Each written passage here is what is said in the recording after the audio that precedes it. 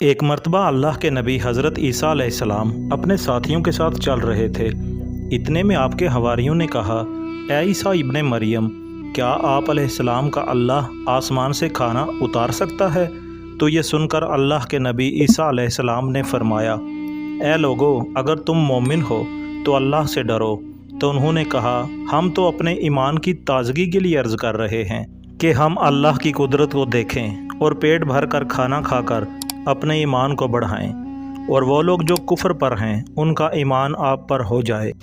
بس یہ سن کر اللہ کے نبی حضرت عیسیٰ علیہ السلام نے اپنے ہاتھوں کو بلند کیا اور اللہ کے دربار میں دعا مانگی، اے اللہ، ہمارے لیے آسمان سے دسترخوان اتار تاکہ ہمارے اور آنے والے لوگوں کے لیے یہ نشانی عید بن جائے۔ بے شک تو بہترین رزق دینے والا ہے۔ بس اللہ نے جیسے ہی حضرت عیسیٰ علیہ السلام کی دعا سنی تو فرمانے لگے، اے عیسیٰ، تمہارے پروردگار نے تمہاری دعا قبول کر لی، لیکن اس دسترخوان کے اترنے کے بعد اگر ان لوگوں نے خیانت کی تو ان پر وہ عذاب نازل ہوگا جو آنے والی نسلوں کے لیے مثال بن جائے گا۔ ابھی یہ الفاظ مکمل ہو ہی رہے تھے کہ اتنی دیر میں آسمان سے فرشتے دسترخوان اتار کر لے آئے، جس میں 7 مچھلیاں اور 7 روٹیاں تھیں۔ بعض روایتوں میں ہے کہ آسمان سے مچھلی اور گوشت اترا۔ کچھ روایات میں ایک بڑی مچھلی خوب پکی ہوئی اور قسم قسم کی سبزیاں اور روٹیاں دسترخوان پر موجود تھیں۔ ایک روٹی پر روغن زیتون اور ایک پر شہد، ایک پر گھی اور ایک پر پنیر اور ایک پر گوشت کی بوٹیاں تھیں۔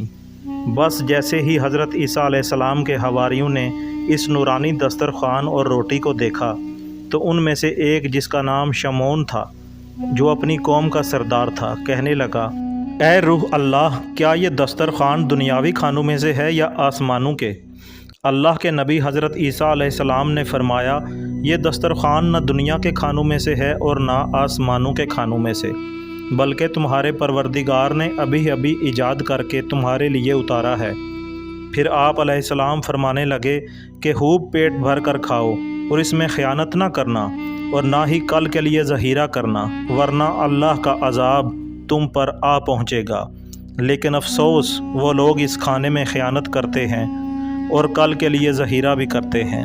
بس جیسے ہی رات ہوئی سب پیٹ بھر کر سوئے اور اللہ کا عذاب بھی آ جاتا ہے۔ اب جیسے ہی سورج طلوع ہوا تو ان میں سے کچھ خنزیر اور کچھ بندر بن جاتے ہیں اور ادھر ادھر بھاگنا شروع کر دیتے ہیں اور اپنے آپ کو نوچتے رہتے ہیں۔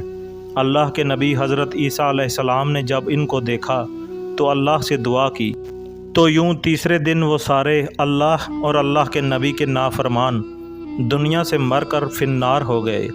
بے شک اللہ کے نافرمانوں کا یہ حشر ہوتا ہے۔ اللہ پاک نے اس واقعے کو اپنی کتاب قرآن کی سورہ مائدہ میں محفوظ کر دیا، تبھی اس سورہ کو مائدہ یعنی دسترخوان کہتے ہیں۔ اے اللہ، ہم سب کو اپنے فرما بردار بندوں میں شامل فرما اور ہم سب کو ویسا بنا جیسا تو ہمیں دیکھنا چاہتا ہے۔ آمین ثم آمین۔